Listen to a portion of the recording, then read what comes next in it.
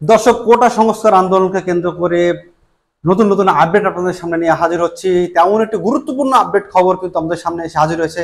নাহিদ সহ 3 সমন্বয়কে হাসপাতাল থেকে তুলে নেওয়া হয়েছে বলে কিছুক্ষণ আগে প্রথম আলো থেকে খবর প্রকাশিত হয়েছে। দর্শক, সেই খবরের বিস্তারিত আমরা যাবো, তবে দেখে নিয়ে একটু 3 জনকে। আপনারা জানেন যে নাহিদকে দেখানো হয়েছে। সেই নাহিদ কিন্তু গত কয়েকদিন আগে কিন্তু আন্দোলন চলাকালে তিনি অভিযোগ করেন যে তাকে তুলে নেওয়া হয়েছিল এবং তাকে ব্যাপকভাবে নির্যাতন করা হয়েছে। তাকে তাকে সহ আরো মোট 2 জনকে আবার তুলে নেওয়ার ঘটনা ঘটলো এবং সেটি প্রথম আলো নিউজ করলো। নাহিদ ইসলাম, আসিফ মাহমুদ এবং আবু বাকের মজুমদার, 3 জনের যে ছবি দেখতে পাচ্ছে, নাহিদ, আবু বাকের মজুমদার এবং এখানে আসিফ, এই যে 3 জনকে আজকে ঠিক আনুমানিক হয়তো 1 ঘন্টা আগে প্রথম আলো নিউজ করেছে ঘটনাটি নিয়ে। নাহিদ ইসলাম সহ কোটা সংস্কার আন্দোলনের 3 সমন্বয়কে রাজধানীর গণস্বাস্থ্যনগর হাসপাতাল থেকে তুলে নেওয়ার অভিযোগ উঠেছে সাদা পোশাকের একদল ব্যক্তিদের উপরে, এবং তারা নিজেদের আইন শৃঙ্খলা রক্ষাকারী বাহিনীর সদস্য পরিচয় দিয়েছে বলে সেখানে উপস্থিত একজন সমন্বয়ক, স্বজন এবং হাসপাতালের চিকিৎসকরা জানিয়েছেন। আজ শুক্রবার বেলা 3টার দিকে 3 জনকে তুলে নেওয়া হয়। অপর 2 সমন্বয়ক হলেন আসিফ মাহমুদ এবং আবু বাকের মজুমদার। তাদের কারা নিয়েছেন এবং কোথায় নেওয়া হয়েছে সে বিষয়ে স্পষ্ট কোনো তথ্য জানা যায়নি। তবে সংশ্লিষ্টরা বা চিকিৎসা সংশ্লিষ্টরা জানাচ্ছে যে ওই ব্যক্তিদের কেউ কেউ নিজেদের গোয়েন্দা পুলিশ, ডিবি, আবার কেউ পুলিশের কাউন্টার টেরোরিজম ইউনিট সদস্য হিসেবে পরিচয় দিয়েছে। এই বিষয়ে জানতে চাইলে ঢাকা মহানগর পুলিশের কাউন্টার টেরোরিজম ইউনিট ইন্টারন্যাশনাল ক্রাইমের সিটিটিসি প্রধান মোহাম্মদ আসুজ্জামান রাত 8:30টার দিকে প্রথম আলোকে বলেন, নাহিদ ইসলাম সহ কোটা সংস্কার আন্দোলনের 3 সমন্বয়কের কাউকে তারা নেননি। দর্শক, পুলিশ বলছে তারা নেননি। হাসপাতালের চিকিৎসক এবং সমন্বয়কের একজন এবং স্বজনরা বলছেন যে যারা তুলে নিয়ে গেছে সাদা পোশাকে, তারা কিন্তু তাদের পরিচয় দিয়েছে আইন শৃঙ্খলা রক্ষাকারী বাহিনীর সদস্য হিসেবে। কিন্তু এদিকে আবার আইন শৃঙ্খলা রক্ষাকারী বাহিনীর কাছে যখন জানতে চাওয়া হচ্ছে, তারা বলছেন যে তারা কাউকে তুলে নেননি। রাত 9:30টার এই প্রতিবেদন লেখা পর্যন্ত ঢাকা মহানগর পুলিশের অন্য কোনো ইউনিট থেকেও 3 সমন্বয়কে তুলে নেওয়ার বিষয়টি স্বীকার করা হয়নি। দর্শক, তার মানে এই যে নাহিদ, আসিফ এবং আবু বাকের 3 জনের ঢাকা বিশ্ববিদ্যালয়ের শিক্ষার্থী, কোটা সংস্কার আন্দোলনকারীরা দাবি আদায় সারা দেশে যখন কমপ্লিট শাটডাউন, সর্বাত্মক অবরোধ কর্মসূচি দেওয়ার পর 19 জুলাই মধ্যরাতে খিলগাঁওয়ের নন্দীপাড়ার এক বন্ধুর বাসা থেকে নাহিদকে তুলে নেওয়া হয়েছিল। একদিন পর পূর্বাচল এলাকায় তাকে ফেলে যাওয়া হয়। নাহিদের শারীরিক শরীরের বিভিন্ন জায়গায় বিভিন্ন ক্ষতচিহ্ন কিন্তু সামাজিক মাধ্যমে বা এখন যখন এই আস্তে আস্তে সামাজিক মাধ্যম যখন খুলে দেওয়া হচ্ছে তখন কিন্তু দেখা গিয়েছে এবং আঘাতের চিহ্ন পাওয়া গেছে। এরপর তিনি ওই হাসপাতালে চিকিৎসাধীন ছিলেন। অপর 2 সমন্বয়ক আসিফ এবং বাকেরও এর মধ্যে 19 জুলাই তাদেরকে তুলে নেওয়া হয়েছিল। 5 দিন পর তাদের 2 জনকে চোখ বাঁধা অবস্থায় যেখান থেকে তুলে নেওয়া হয়েছিল সেখানে ফেলে যাওয়া হয়।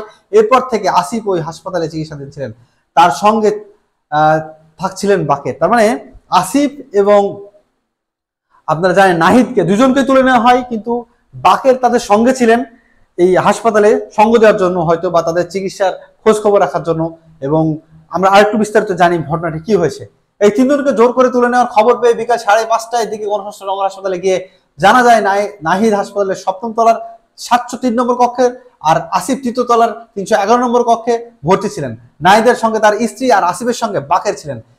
ওই ব্যক্তিরা প্রথমে নাহিদের কক্ষে গিয়ে তাকে নিয়ে যান। এই সময় নাহিদের স্ত্রী ঘুমিয়েছিলেন। পরে তারা 3 তলায় আসিফের কক্ষে গিয়ে তাকেও এবং বাকেরকে টেনে হিঁচড়ে নিয়ে যান। এই সময় তাদের সঙ্গে হাসপাতালের এক কর্মচারীকেও তুলে নিয়ে যাওয়া হয়েছে বলে অভিযোগ করা হয়।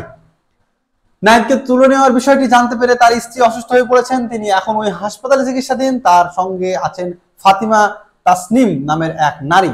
নাহিদ ইসলামের বোন পরিচয় দেওয়া ওই নারী প্রথম আলোকে বলেন, বিকেলে তিনি নাহিদের কক্ষেই ছিলেন। হাসপাতালে যে ছেলেটি খাবার দিত তাকে আটক করা হয়েছে এমন খবর শুনে তিনি নাহিদের কক্ষ থেকে আসিফের কক্ষে আসেন। ফাতিমা তাসনিম, যিনি নাহিদের বোন বলে পরিচয় দিয়েছেন, তিনি বলেন, এসে দেখি 4 জন ব্যক্তি তাদের ধমকাচ্ছেন ও মারমুখী আচরণ করছেন। আসিফ ও বাকের থরথর করে কাঁপছিল এবং বলছিল আমরা যাব না। তারা লুঙ্গি পরা অবস্থায় আসিফ ও বাকেরকে জোর করে নিয়ে যাচ্ছিলেন।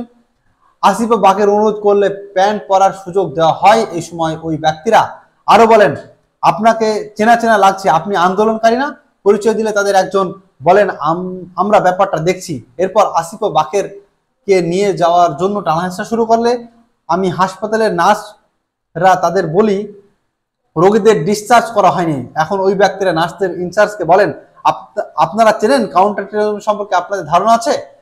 এরপর কোনো কথা না শুনে তারা দুজনকে নিচে নিয়ে যান। এই সময় তারা নিজেদের মধ্যে বলাবলি করছিল তাদেরকে 3 সমন্বয়ক অন্য একটি বেসরকারি হাসপাতালে নিয়ে যাবেন।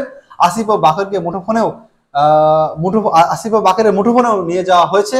ফাতিমা তাসনিম বলেন, ওই দুজনকে নেওয়ার পর জানতে পারেন নাহিদকেও তার কক্ষ থেকে তুলে নেওয়া হয়েছে।